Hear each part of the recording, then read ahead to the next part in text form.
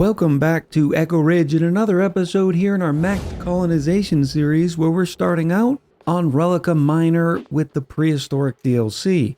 Today is going to be a little bit about the exploration and expansion. During the last episode we did finally find the sea cone, which we are going to need to make the phyto oil, which we're then going to turn around and make biodiesel from, so that we can come up here into the blast shot maker and make a bunch of intercosmic blast shots. A couple of people in the comments have asked, well, why am I making the blast shots if I'm just going to let the big asteroid hit? Well, the reason is because I want to be able to show everyone how to do it and then wind up actually knocking it out of the sky, showing what happens when you do destroy it, and then we'll just do a save game revert to right before we sent off the 100th intercosmic blast shot and continue on the prime timeline. The first part of the episode has rewarded us with a May, who I think is going to be a pick 'em up and set 'em down dupe. Their only negative is that they're gastrophobic, but they also may be able to do some construction on the side. So welcome to the colony, duplicant number 6270, which means we're going to need another bed and another mess table. And yes, the comments have reminded me that I still have not managed to put in the flower pot, and that's because, well, the research is still going. I kept getting sidetracked. What am I researching now? Right now I'm researching the emulsifier. After that we'll finally get back to interior decor. Because yes, right now we're only getting a mess hall bonus, which is okay. We don't have a big skill requirement. Speaking of which, Andy's ready for grilling too. And 270 is going to start off with some improved strength. We're going to go straight into pyrotechnics for 270. Because as you can see, if I highlight over the blast shot maker, in order to use it, it takes a duplicant skilled in pyrotechnics. Additionally, I'm going to keep 270's priorities flat because normally your tidying dupes are doing tidying, supplying, and storing. Well, I'm not sure what kind of errand making blast shots is. My guess is it's operating, but I'm pretty sure it's not going to be tidying, storing, or supplying. Back over to the sea combs. They're interesting because they have to be in an atmosphere that is liquid, not too big of a deal, but they also require the polluted dirt fertilization. Now they don't consume any of the liquids that they're being stored in, but it would be sort of convenient to put them down here, where we're going to have a bunch of polluted water anyways. Now I will need more polluted water in order to do that, but I figure we can start off by doing this. We'll put some farm tiles underneath here. I think 6 should be good. But it's convenient to put them over here because since the dupes are going to be working with polluted dirt, it makes sense for them to be over on this side of the sinks because they'll invariably pick up food poisoning germs. Plus, this is where we're making all that polluted dirt thanks to our outhouses. Now, I would prefer not to have to wait for all the sinks to have to be emptied. Of course, here's another 200 kilos here. Why aren't we doing this? So I'm going to be looking around for some more polluted water. Yeah, we can grab some from here, but that's a little bit further away than I was willing to go. Another one of the plants that we might want to start using is the laurel plants that eat insects. And in return, they give you amber. Well, we can take that amber, put it in the plant pulverizer, and get resin, fossil, and sand. So it's another renewable way to get sand, but the resin we can then put inside the polymer press and get plastic. So that's going to be the path that we're taking to get plastic here on Relica Minor. We're not quite there yet, but we'll get there eventually. What I'm really waiting on right now is tier 3 digging. That way I can get through some of this here. I suppose I could make a new path going through the abyssalite, but it's a little bit further away. Oh, there's a bunch of snack fruit in here. So why don't we take a quick voyage over here. In fact, let me figure out what a level is going to be where I realized I have messed up because I was looking at the lum side. This is only 3 tiles and we want it to be 4. Whoops. It's okay. All of this is temporary anyways. We'll come digging through here. We'll grab some of this snack fruit and then we'll dig right through here. I think I can dig up this and we'll get more visibility of what's over here. Something else that we might be able to use the sea combs for when we extract the phyto oil from them in the plant pulverizer is you can take phyto oil, heat it up, and make algae. Granted, it's got to be up over 75 degrees, but it could be a supplemental source of oxygen until we get a spawn going. Oh Nelly, our water supply is empty. No wonder we haven't been doing good there. Let's see if I can't make a nice water tank. I really need to start figuring out where our primary ladder run's going to be, but that's a future Echo problem. Not today. Think we'll get a tank going right about here. It's going to take us a little bit, but that shouldn't be too bad. And once we do, we'll have a nice tank full of water and research can continue. Suppose I can also start pumping some of these other water sources. We did end up with quite a few of them around the opening biome.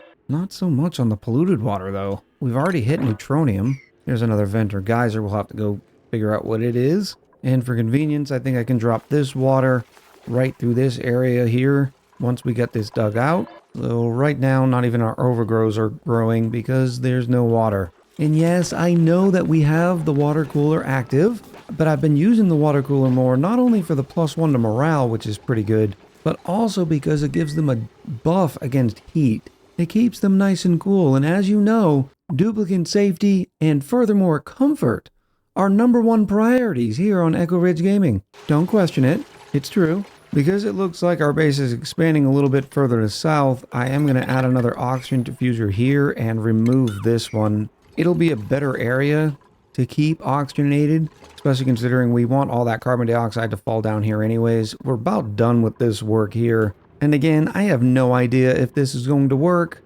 when the asteroid does hit and causes all the vents to explode. We'll see, because there's a chance where the game engine just sort of removes all of these tiles around it. But this will be a good experiment for science. Our next pod is really putting me in a bind. This Meep only has an irritable bowel, but looks like they'd be a perfect mechatronics engineer. But then again, there's a cubist knit suit. I suppose we're going to grab the dupe, more labor's better, but I have to keep in mind my algae supply for oxygen. Welcome to duplicant number 7, Antonin Walt, who will again need another mess table and a cot. Oh, this is awkward. I suppose it's fine. I'm sure they won't smell any of the polluted water from their cot. Oh, and I've been messing up again. We have access to the new stone cots. Yeah, they may not be as comfy, but they're definitely within keeping of the theme here. The water tank is in, and I've been looking around the biome. We have 15.7 tons of algae, which sounds like quite a bit, but it really isn't. Especially considering I don't see a lot of algae in our biome. I started on this planetoid in our Twitch series, and I'd probably had quadruple the amount of algae to start off with. There is a little bit speckled here and there, but that's not going to get us very far, so we're going to have to start thinking of alternative oxygen supplies. I think we'll definitely go the rust to oxygen route, considering we have access to the Jabos, but I wasn't planning on doing that so soon. To put it in perspective, our oxygen diffuser can supply 5 duplicants worth of oxygen per second, but requires 550 grams worth of algae per second. Well, 550 grams times 600 seconds in a cycle equals 330 kilos.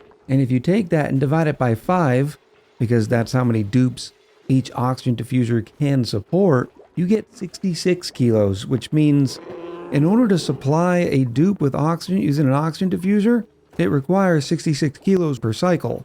Well, times 7 duplicants means we're going through 462 kilos per cycle. And with how much algae we have right now at 16.3 tons, means I've only got 35 cycles left of oxygen for these duplicants. That's not going to work out very well. It looks like I did find another source of polluted water down here. There does seem to be a Jawbo in there, so I don't want to drain too much of the water and have the Jawbo flopping around. But it looks like an easier dig than getting through here. But then again, I need the sea combs. So why don't I just suck it up and try to dig through here with our current skills that we have. I will put in a deodorizer because all that polluted water will want to off-gas. It's going to be a long run for our power. That's okay. Yeah, even still, there's too much obsidian in the way. I can't get through there, so maybe that's not where we're going in. Josh Manchester is still about 1,550 experience to their next skill point. Any other polluted water around here? I'd rather not open up too much of this because there is bleach stone here, so the chlorine's going to go everywhere. Plus, it's a tough dig because this is where all the carbon dioxide is. So why don't I try going up and over here? That way, I can make our way over here, and we'll get more visibility and see what we find. Why is there sour gas in here? Oh no, that makes me think there's a break somewhere. On the good news front, we did finish the research for the emulsifier, And it only requires 200 kilos worth of refined metal, but that 100 kilos worth of glass. And thanks to some help by Twitch chat, I realized I had been missing some tiles. Here in this point of interest that I was looking at the tiles, they were diamond window tiles. So I just sort of assumed that all of them were. But if we head up to our somnium synthesizer, you can see all of these window tiles are glass, which is exactly what we need. And I think I can actually dig through here. Then we'll come up in here. And once we make that dig, I can come through here and deconstruct some of these window tiles. For those of you interested, these little LED lights are also made of 25 kilos worth of steel. It's not a lot, but you might be able to do something with it. Oh, here's another vent and geyser up here. Look at all this bleach stone. Interestingly enough, most bleach stone on this map comes at 45 kilos. So after you dig it out, you're only going to get about 22.5. But I found a little pocket of bleach stone that was actually much higher at 400 kilos. So each one of these is going to be 200 kilos worth of bleach stone. Now granted, there is plenty of bleach stone around here. We may have enough without having to ranch the dartles to make do, because we'll need the bleach stone in order to add to the phyto oil to make biodiesel. After a little bit of mess, we did make it up here, and there's our beautiful glass. We'll have 200 kilos. Which means we can finally build the emulsifier. I'll put it right here. That seems fine. Oh, more algae.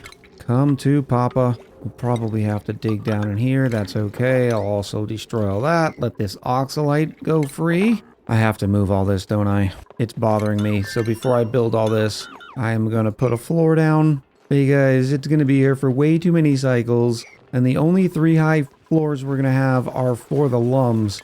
Oh, how many vines do we have? Oh, we're up to 12 total vines, which means I can start ranching some lums. We'll start off with 1 right now. We'll pick lums and lumlets. And I'll also need a little bit of that nickel for an incubator for our lum eggs. All the excess lum eggs will end up turning to omelets soon, but I have enough going on. I don't feel like dealing with that quite yet. Oh, this could be a game changer. A pip. I don't have any trees or thimbleweeds on this planetoid, but if we ever did want to do some pip planting, this little guy would come in very, very handy. Despite the fact I was considering grabbing our Dr. Decorator. What's more important? It always takes a little while to find a Dr. Decorator, and I prefer to have them one in the same dupe. Yeah, I'm going to grab this Ari, but this has to be our last dupe until we get another oxygen supply. Welcome to duplicant number 8, Jesse. I think we'll go into art fundamentals first for Jesse, because we don't need doctors around these parts. And Josh Manchester finally has enough skill points for super duper hard digging. As Piercer, we'll grab some carry here. And Glenn Sullivan with some astronomy. And since we've grabbed 3 more dupes, I should probably put some more food up. That should cover the difference. We're down to 16,000 calories, but I'm not too worried at this point. I am excited about finally figuring out what this geyser is, considering it's the closest alligator to the boat. Next up on the research front, I have been wanting to do some sweeps, so I think it's time for the automatic dispenser, even though I have no idea where we're going to put that storage. We'll figure that out later. The moment we've all been waiting for, oh, come on, a carbon dioxide geyser. I suppose we eventually could use it, considering it erupts at minus 55, but that's not what we wanted to see. Oh, we're going to have a bunch of brine ice continue to melt up here, so I need to bend that off by doing some of this. That way I don't have to deal with all of the constant sopping wet. This planetoid is already a mess. I don't need to add to it. With the thrilling find of the carbon dioxide geyser, it's finally time to get through here so we can get those sea combs going. We'll put our deodorizer in and then finally extend the power wire once again. And then all we have to do is dig down here to get access. Yes, they can still stand there to all of these sea combs. Oh, this is all algae too. Suppose I don't even have to dig them out there. I can dig them out here. Unfortunately, the Jawbo did manage to eat all of the pacu in here. There's 1 pacu fry left. Unfortunately, that's all they eat is pacu. Maybe that's what we do next, is get a nice pacu farm going so we can start ranching Jabos for the rust, and then we'll head into some sort of rust oxygen system. And for those of you wondering while I'm sitting here, this is Jesse's bedroom. We didn't have enough room over here. We're also about to drop this tank. It's just going to flow from here down through this ladder shaft and into our primary water tank. I suppose while I'm waiting, I can start doing some Jawbo math. We know that they eat paku. When we take a look at it, you can see they eat 1 paku per cycle, and in return, they'll give us 60 kilos worth of rust. Well, when we grab the rust and throw it into a rusty deoxidizer, we're given oxygen and chlorine gas. Well, as long as we also combine the rust with some salt. So right now, our ratio is 60 divided by 450 kilos, which is the standard amount of rust that goes in to the rusty deoxidizer, which turns out to be 13.3%. Well, 13.3% of the 342 kilos worth of oxygen it'll give us ends up being 45.4 kilos. But remember, that's per cycle. When you divide that by 600 to get our per second rate, we end up with about 75 grams worth of oxygen per second. In other words, a ranch with 1 Jawbo can support 0.75 duplicants of oxygen after you take its rust and throw it through the system. Now, granted, we do have other deposits of rust all over the place. We have a biome here, a biome down south. There's more over here. It's definitely not a great conversion, especially considering you have to run X amount of paku to support 1 Jawbo. But if we consider that a rusty deoxidizer running flat out with 450 kilos worth of rust, supplying the 342 kilos worth of oxygen, can only support 5.7 duplicants, and it would take 7.5 Jawbos to produce that much rust? I don't know if that's the direction that we want to head into. Yes, it's a great supplemental source of oxygen, but you would need a massive aquarium with a ton of Jawbos to support your colony with it. But just because I don't think the Jawbos are worth it for the oxygen supply, they're still definitely worth it for the continuous ore supply. Having a renewable source of iron ore in the colony is a gold mine. I need to grab the paku from here and relocate it to the safety of our water tank before that Jawbo decides to get hungry. And the next pod comes up and it has a smattering of paku. I can't grab a dupe, so I might as well grab them. Now the question is, where are they going to flop to? They can't flop there. What if I open this up for them? Yes, here they come now. Go to your home, paku. Go to your home. Now we already have 42 sweatcorn seeds, so maybe we should start with a paku ranch? Granted, I don't have a lot of water to source it with. I haven't even found a geyser yet. Well, there's a saltwater geyser, but it's 95C. I can't do anything with that quite yet. Let's go find out what this guy is over there. Hoping not to disturb any of the bleach stone. We have managed to grab our sea combs. I think we've got about 4 now. Here's 1 more, which means I'm going to need to wait for seeds because, once again, this planetoid does not have a lot of these polluted water spots with the sea combs. Granted, I haven't discovered much of the bottom left, and we still have a little bit of the bottom to go, so maybe we should just start digging south and find out what we find. I will start by going in this direction, get some visibility there, and then we'll scoot right by that bleach stone and go this way as well. This is not going to be a great dig because it's all in carbon dioxide, but I have trust in Josh Manchester. Maybe I add another oxygen diffuser down here. That'll probably help. In fact, we'll even make it even where our levels will end up going. We also managed to finish digging out this volcano, which is great. I'm going to build these from that side. So I'm going to end up sealing it in, but I want to sweep everything out. There's a lot of goodies in here. So I suppose we'll put our automatic dispensers right in here. Who knows how long this is going to be sitting here, but it's good for now. Now we do have the sea combs in, but notice they are not growing right now. It's because they have to be underwater. This is where we're waiting for our sinks to kick up and at least get the polluted water to the second row. I think I'll help this matter a little bit by putting in a pitcher pump, say right here, and then I'm going to enable auto bottle on the bottle emptier just so we can get enough polluted water and get the phyto oil to start going. Maybe that's what we end up doing, is just continuously ranching sea combs to go to phyto oil and then phyto oil to algae. Neither one of the solutions are great for long-term oxygen supply, but just give me a little bit before I have to start building electrolyzers, please.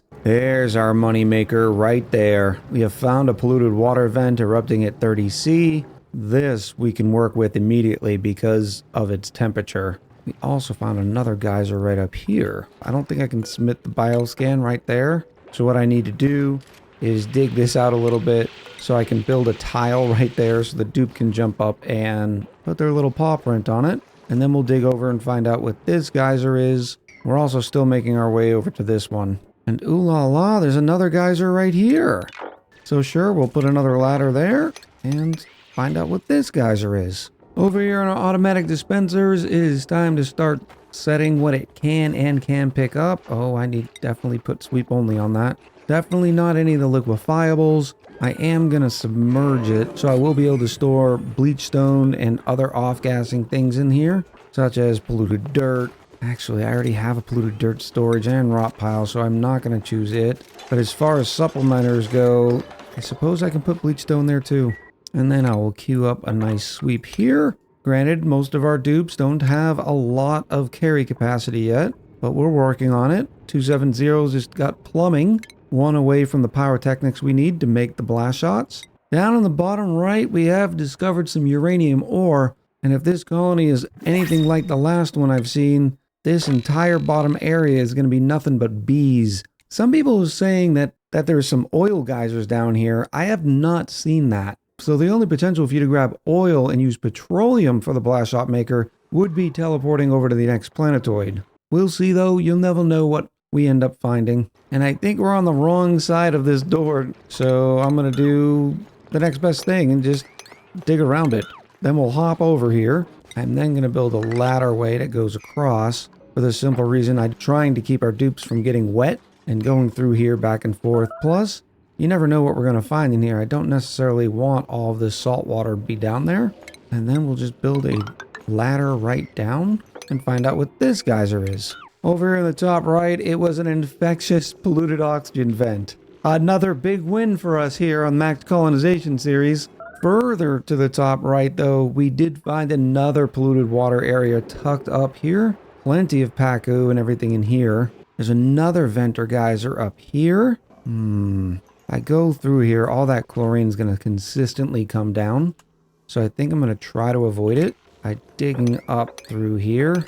All this digging, I could really use another digger on the planetoid, but I can't grab any more dupes. In there, we can find out what this one is. And I just realized my ladder plan didn't really work because they have to duck down to get through here. So they're still getting the chilly surroundings and the soggy feet. But we'll dig it out. The bleach stone will drop down into the salt water, so no big deal. Oh my goodness! Josh Manchester down! Evil poke shell! Quick, we need a trauma bed. We need a trauma bed. It's not my fault, really. It is definitely 100% the poke shell's fault. Triage cod is in. Thank you, Jesse. Oh, we still have 65 seconds. That should be plenty of time. And then I think we're going to grab old Pokey Shell's egg and relocate it right here. Way to go, Fallout Stan, saving Josh Manchester. Well, that's definitely going to put all of our digs behind schedule. And oh my goodness, we're down to 6,400 calories. Alright, so maybe I've been expanding a little bit too much this episode and not concentrating on the meat and potatoes. With that little bit of chaos, I think that's going to do it for this episode. I know it was a lot of exploring and not a lot of building, but we really do need to discover what we have on the planetoid before we can decide on a definitive way forward. I'm looking forward to reading what you have to say down in the comments below. So until next time, much love, happy gaming, and I'll talk to you soon.